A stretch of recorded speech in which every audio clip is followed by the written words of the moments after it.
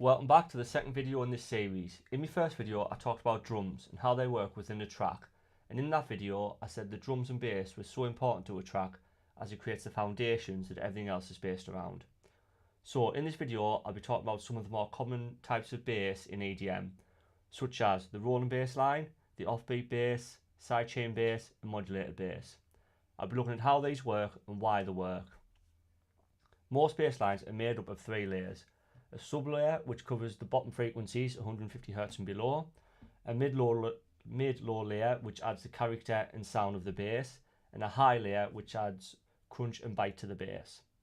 This tutorial will focus more on how the different bass lines are programmed rather than layering and sound design, but just bear in mind all bass layers in general should follow the same pattern and have the same modulation applied so they sound like one whole part rather than several different parts just put on top of each other. For example, if your main bass part has a pitch bend applied, the same pitch bend should be applied to your sub and higher layer. So the only thing I've really got going on at the moment is a 4/4 drum beat, similar to the one we made in the last tutorial.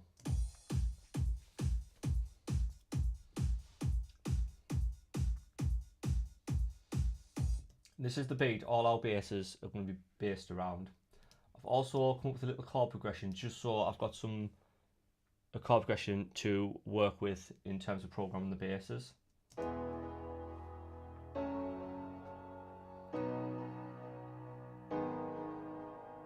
Nothing mind blowing, but for the purpose of this tutorial it'll do just fine.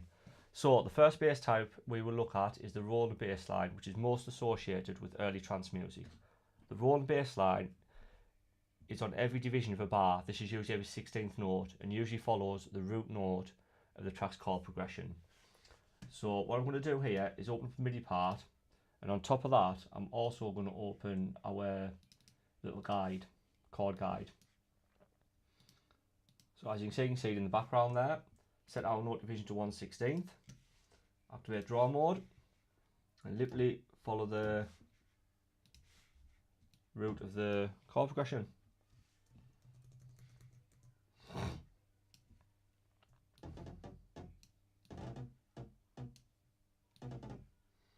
When you've done that, you should have something that sounds similar to this.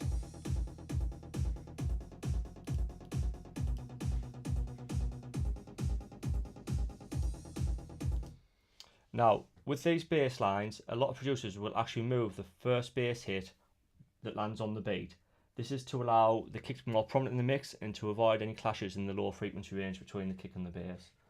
So if you just switch this back to 1/4, and as I say, remove every one that lands on beat.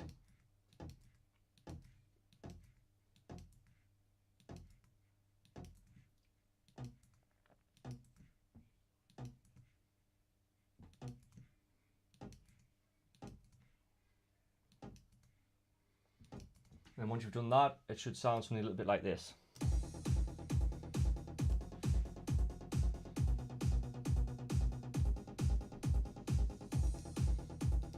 Now, also with these bass lines, you can transport some of the notes of the bass line up to provide movement and variation to the part, such as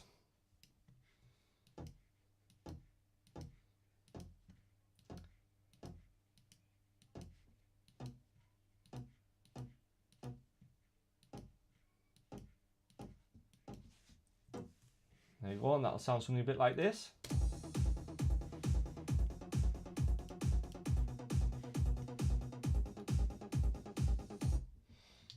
Another thing you can do is select every other one or the middle one of the three.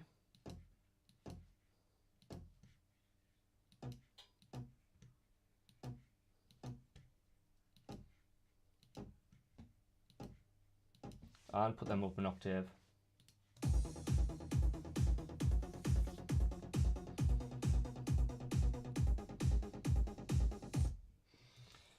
Now, you don't have to stick to just octaves. Another thing you can do is actually put them on other parts of the chord progression, so the 3rd and 7th or 4th and 7th, depending on whether it's a major or minor chord you've got.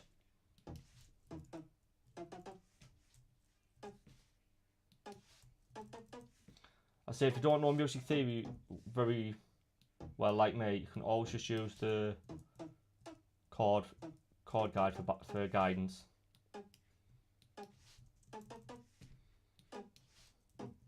There you go. I'm just going to do that one just for demonstration. It'll sound something like this. And obviously just play around with that till you get a good rhythm going and a good sound, and all's good.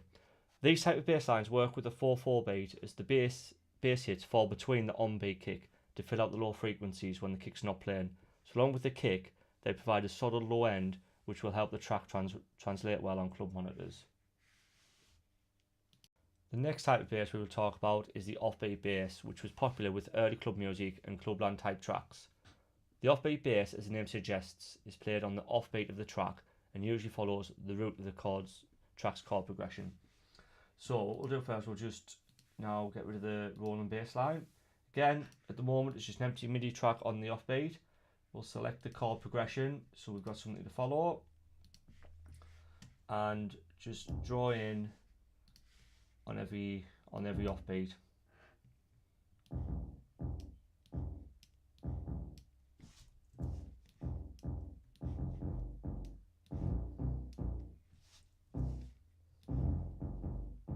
Now this one's going to need to come up an octave because that's a little bit too low where it is there. So it's using the same notes, just raise an octave. And this is how it'll sound with the drums.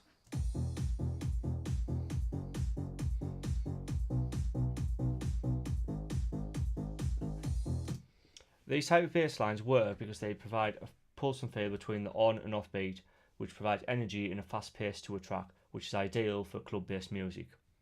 Also, last week when we discussed drums, I mentioned how the open hi-hat was placed on the offbeat of the track to fill up the space between the kick and the snare. Another reason open hi-hat is placed here was to add high-end frequency to the offbeat bass when they were popular. The third type of bass we will discuss is the sidechain bass, which has become popular within all forms of EDM over the past few years.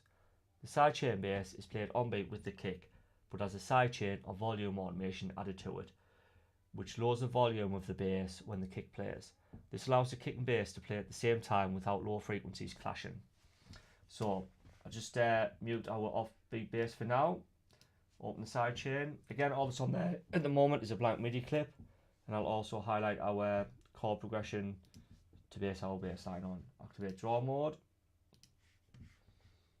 and just draw something in there. Put this over for the rest of the chord. Now I'm going to play it without any automation or any sidechain first. Let you have a listen to how it sounds.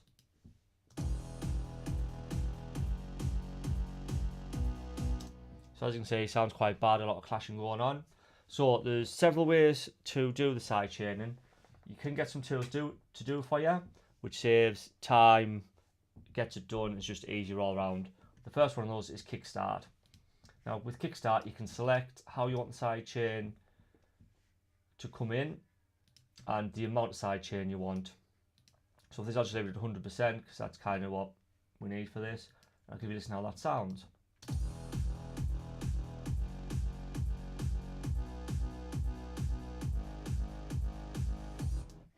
There you go. Another tool is LFO tool you can use for it, for side chaining. This allows you to select the point where you want the volume to start, all the way up to the maximum volume, and when you want maximum volume to be achieved.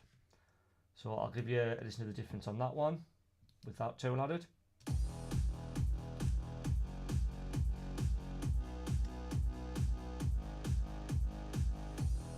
Now if you don't have any of these tools, or you're not able to get any of them, you can actually physically draw the automation in by, first of all, activate automation, mixer, track volume.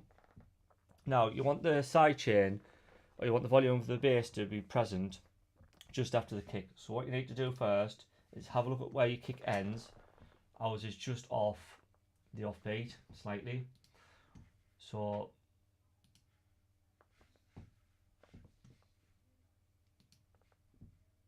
just like 1/8 there to make it a little bit easier visually. Literally take it down, automate it, boom.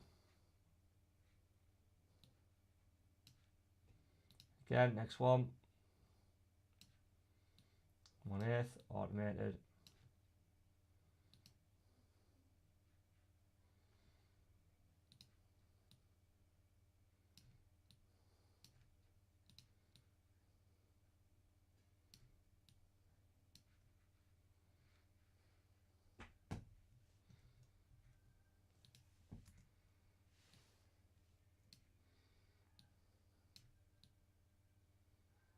I'll give you a listen. Just do one bar so you can hear what it sounds like. So you see, it does the same. That does the same thing, but it's a lot more time consuming, and it just takes up time in the studio basically. Now the other way you can do it, just get rid of all them. What I'm doing is more synths will let you actually you'll be able to program it in the synth itself. So open Serum. How you do this using an LFO tool on all of the volume of all the parts you're using. So get your LFO tool, put it on the levels, set that to the amount of level you want from each of your sources, and make sure this is on 1/4, and then literally set it how you want it.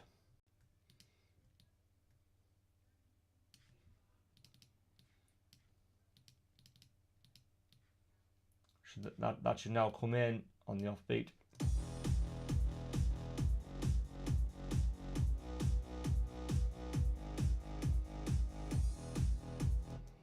There you go, say program within the synth. So the most important thing with these basses is getting the sidechain or volume automation curve just right. Too much sidechain will cause a gap between the kick and bass, and not enough will cause the kick and bass to play together and potentially cause problems with the low frequencies. The last bass type we will discuss is the modulated bass, which gained popularity with dubstep but can be found in almost any genre of EDM nowadays. A modulated bass is simply a bass hit that is some form of change over time happening as it plays, such as a filter, pitch changes, or distortion added. Modulated basses are usually played in various patterns, taking the role of a lead in a track. They are also used as one-shots in tracks to add variation or interest at the start or end of a music section. So we'll just get rid of our sidechain bass here for now. Open the mini clip for our modulated bass.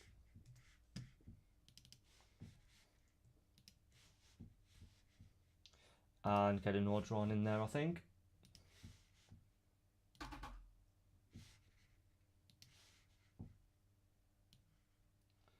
There we go.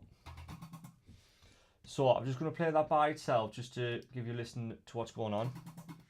And then we'll actually open the patch and have a look at it. So how this modulation occurs usually within synths is with LFOs. So for example, on this patch, we've got 1, 2, 3, 4 LFOs going, but LFO 1 is controlling 5 parameters. It tells you in this little circle here. So let's have a quick look. So as you see, there's some volume automation going on, some wavetable automation here, and some cutoff automation going on, and also volume on the sub layer. If you look at the FX, for that patch there doesn't seem to be any automation on the FX. But if we open up another patch, again, this only has one LFO on, but controlling 3 sources. So you see level there, level on the sub, and cut off on the filter. These type of bass lines work as they provide interest and movement over the track's predictable 4/4 beat or the halftime beat in dubstep. With these types of basses, it is really important the sub bass is used, as these basses are usually played high up the frequency scale, so the sub is needed to add the low frequencies to the higher sound, so it has its impact and still performs the job of a bass.